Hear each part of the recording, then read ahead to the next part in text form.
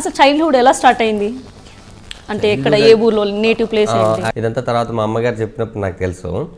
అయితే మా హనుమాన్ జంక్షన్ నుంచి షిఫ్టెడ్ తాడేపల్లిగూడెం అనమాట నాన్నగారి ఇంటికి. అక్కడ తాతగారు లేదు రెడ్డిలమ్మని పెళ్లి చేసుకుంటాను వెళ్ళిపో అంటే అప్పుడు మా నాన్నగారు ఇండివిజువల్గా కాపురం పెట్టారు విజయవాడలో పెట్టారు. విజయవాడలో పుట్టిన తర్వాత కాపురం పెట్టిన తర్వాత అక్కడ నేను పుట్టాను. అక్కడ నేను 6th క్లాస్ వరకు చదువుకున్నాను. మా నాన్నగారికి ఏంటంటే లారీ ఓనర్స్ మారుతున్నప్పుడు ఈ లారీ ఫీల్డ్ ఎలా ఉంటుందంటే ఈ లారీ అమ్మేశారనుకోండి ఇంకో లారీ వెతుక్కోవాలి. వాళ్ళు నెల్లూరు, అప్పుడు మళ్ళీ నెల్లూరులో వెళ్ళి 8th క్లాస్ చదవాల్సి వచ్చింది. దాని తర్వాత మా నాన్నగారికి లారీలో యాక్సిడెంట్ అయింది. లారీ యాక్సిడెంట్ అయ్యి నాన్నగారు చనిపోయారు. చెన్నై హాస్పిటల్కి తీసుకొని వెళ్ళాం. అక్కడ కోమాలో ఉండి చనిపోయారు. ఆ తర్వాత అమ్మగారికి ఇంకెవరు లేరు, ఇంకెక్కడికి వెళ్తారో వాళ్ళ అమ్మగారి ఇంటికి వెళ్తారు కాబట్టి మళ్ళీ హనుమాన్ జంక్షన్కి రావడం. హనుమాన్ జంక్షన్లో 8th కంప్లీట్ చేసి 9th అక్కడే చదివి 10th ఎగ్జామ్స్ రాసి కరెక్ట్గా యాక్చువల్లీ మా నాన్నగారిది తాడేపల్లిగూడెం అండి, అమ్మగారిది హనుమాన్ జంక్షన్. మా అమ్మగారు వాళ్ళకి లారీలు ఎక్కువ ఉండే అనమాట. అమ్మగారు వాళ్ళు రెడ్డీస్. మా నాన్నగారు అదే లారీకి క్లీనర్గా వర్క్ చేసేవాళ్ళు అనమాట. అక్కడ వాళ్ళిద్దరికి లవ్ స్టార్ట్ అయింది. అప్పట్లో అప్పుడు లవ్ స్టోరీ అనమాట. అయితే అప్పుడు క్యాస్ట్ ఫీలింగ్ చాలా ఎక్కువ. అది కాకుండా రాజులు రెడ్డిలు అంటే అస్సలు మామూలు విషయం కాదు, అది అస్సలు పెళ్లి చేసుకోవడానికి నో ఛాన్స్ అనమాట. అలా మా అమ్మగారు నాన్నగారు ప్రేమించి పెళ్లి చేసుకున్నారు. మళ్ళీ దొరికిపోయారు. ఎందుకంటే మా నాన్నగారు లారీతో సహా తీసుకొని వెళ్ళిపోయారు మా అమ్మగారిని. ఆ లారీ నెంబర్ చేంజ్ చేసి పట్టుకొని అలా తీసుకుని వచ్చిన తర్వాత అసలు ఇతను పెళ్లి చేసుకోవడం ఏంటి, అతను పెళ్లి చేసుకోవడం ఏంటి అని చెప్పి గొడవలు అయినాయి. పారిపోయి వచ్చేసాను నేను. ఇలా నా చిన్నతనం అంతా జరిగింది. నన్ను చూసి నేను ఇక్కడికి వచ్చిన తర్వాత హీరో అయిపోదామని వచ్చేసిన తర్వాత ఇక్కడ చాలా కష్టాలు, స్ట్రగుల్స్. 250-300 తెచ్చుకున్నాం అప్పుడు అమ్మ పోపుల డబ్బాల నుంచి తీసి.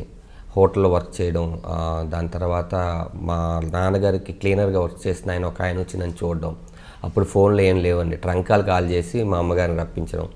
అప్పుడు నేనేమన్నానంటే అమ్మ అక్కడ ఎవరు లేరు, మనకి సరిగ్గా చూడట్లేదు అక్కడ కూడా ఎవరు, ఇక్కడే ఉండిపోదాము, నేను ఆర్టిస్ట్ అవుదా అంటే అప్పుడు అమ్మగారు అపోలో హాస్పిటల్లో ఆయోగా వర్క్ చేశారనమాట. నేను ఇక్కడ ఒక ఇన్స్టిట్యూట్ మా మాస్టర్ ఒక ఆయన నన్ను చూసి వాళ్ళకి పిల్లలు లేరు, నన్ను అక్కడే పెట్టుకొని యాక్టింగ్ డ్యాన్స్ అంతా ఫ్రీ ఆఫ్ కాస్ట్ నేర్పించారు. మా అమ్మగారు నేను ఇక్కడ ఒక చిన్న ఇల్లు తీసుకున్నాం. అలా జై అని ఒక సినిమాలో తేజ గారు ఒక పేపర్లో ఇంటర్వ్యూ ఇస్తే దానికి ఫిలప్ చేసి పంపిస్తే దాంట్లో ఒక సీన్ సెలెక్ట్ అయ్యాయి అనమాట. సో మిమ్మల్ని ఆపుతున్నా అనుకోద్దు, మీ అమ్మగారు అంటే హస్బెండ్ చనిపోయిన తర్వాత ఒక లేడీ మీరు ఒక్కరేనండి అబ్బాయి ఇంటిలో? నేను ఒక్కనేనండి. సో అమ్మాయిలు లేరు. సో ఒక లేడీ అయ్యుండి మిమ్మల్ని అలా పెంచడం అనేది చిన్న విషయం కాదు. సో తను కూడా జాబ్ చేసి మిమ్మల్ని అలా తీసుకొచ్చారు. సో అలాంటి టైంలో ఈ ఆలోచన ఎలా వచ్చింది ఫిలిమ్స్లోకి రావాలి, అసలు అది ఎప్పటి నుంచి ఉంది థాట్ మీకు? యాక్చువల్లీ ఏంటంటే హనుమాన్ జంక్షన్ విజయవాడ 7th అయిపోయి నెల్లూరు వెళ్ళిన వరకు నాకు ఏం లేదండి. కరెక్ట్గా హనుమాన్ జంక్షన్ 8th మళ్ళీ అక్కడికి వెళ్ళినప్పుడు మా గోడకి మా వాల్కి సినిమా పోస్టర్స్ వేసేవాళ్ళు. ఈ సినిమా పోస్టర్స్ అప్పుడు ఏంటంటే మనకి ఇప్పటిలాగా 2 వారాలు 3 వారాలు కాదండి. పోస్టర్ పడితే 50, 100, 150, 175, 300 రోజులు కూడా ఆడినాయి. ఒకటే పోస్టరు అలా నన్ను బాగా ఇన్స్పైర్ చేసింది ఎముడుకు మొగుడు పోస్టర్. చిరంజీవి గారు, కైకల్ సత్యనారాయణ గారు ఉంటే చిరంజీవి గారు సూట్ వేసుకుని గద పట్టుకుంటారు. అది ఎక్కువ రోజులు ఉండేసరికి రికార్డింగ్ డ్యాన్స్లు ఇవన్నీ మా ఊర్లో పెడుతుంటారు అటు సైడ్. పెట్టినప్పుడు వెళ్ళి చిరంజీవి గారి లాగా డ్యాన్స్ చేయడం ఇలాగా చేసేసరికి నువ్వు డ్యాన్స్ చాలా బాగా వేస్తావు, సినిమా ఆర్టిస్ట్ అయిపోతావు, ఎవరో ఒకరు అంటూ ఉంటారు, మనలో ఉండదు అది ఫస్ట్.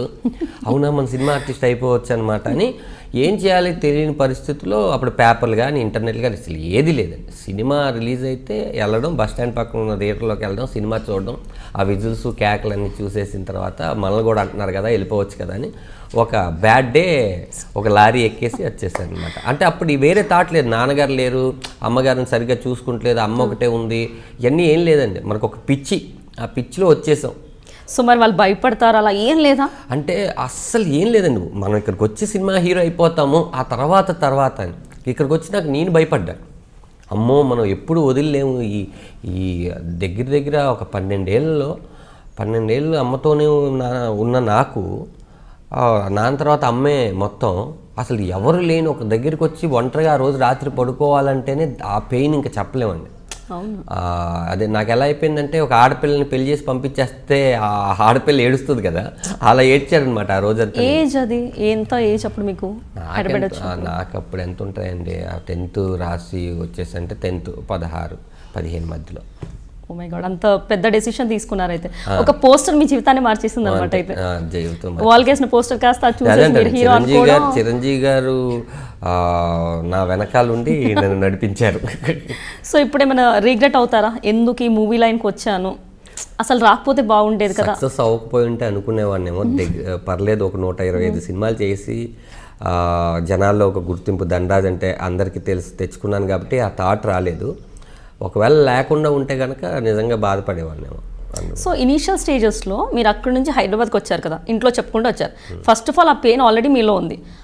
అదొక్కటే కాకుండా అక్కడికి వచ్చాక హైదరాబాద్లో మీకు ఎవరు హెల్ప్ చేయరు. కొత్త వాళ్ళంటే మీకు తెలుసు, కొత్త ప్లేస్లో ఎలా సర్వైవ్ అయ్యారు ఎక్కడ అసలు ఇనీషియల్ స్టేజ్లో? అంటే లారీ దిగిన తర్వాత, అది ఎక్కడ ఎల్బీ నగర్ రింగ్ రోడ్లో లారీ దిగిన తర్వాత ఫస్ట్ నేను అడిగిన సినిమా యాక్టర్లు ఎక్కడ ఉంటారు వీళ్ళందరూ అంటే నాకు జూబ్లీస్ అన్నారు. అదేంటి జూబ్లీస్ అనే పేరుకి సినిమా యాక్టర్ వాళ్ళకి సంబంధం లేదన్నట్టు అనిపించింది సౌండింగ్. ఎవరు ఒక ఆయన అన్నారు ఫిలిం నగర్ అని. ఫిలిం ఉంది దాంట్లో అంటే అందరూ ఇక్కడే ఉంటారు. నేనేమనుకున్నానంటే చిరంజీవి గారు, నాగార్జున గారు, వెంకటేష్ గారు, బాలకృష్ణ గారు వీళ్ళందరూ పక్కపక్కన ఇంట్లో ఉంటారు.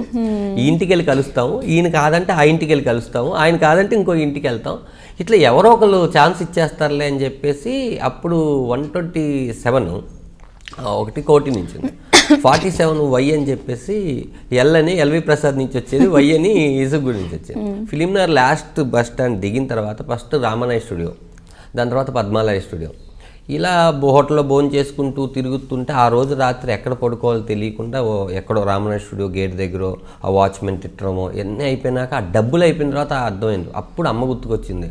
ఆకలి గుర్తుకొచ్చిందంటే ఫస్ట్ అమ్మ గుర్తుకొచ్చేస్తుంది. అమ్మ గుర్తుకొచ్చేసింది, మనకంటే ఎవరు లేరు, నేను ఎందుకు ఇలా వచ్చేసాను, కానీ ఏదో ఒక అవుతానని ఒక కాన్ఫిడెంట్.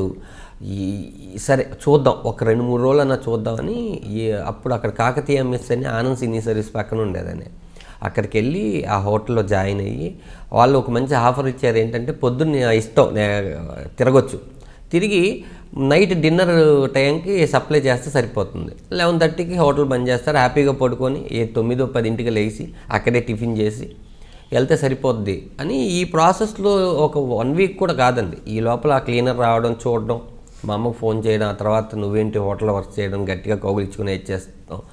నాకు ఇంకా ఈ ఫిలిం నగర్ సరౌండ్లో రామనాయ్ స్టూడియో, పద్మాలయ చూసేసిన తర్వాత ఎల్లబుద్ధి కాల.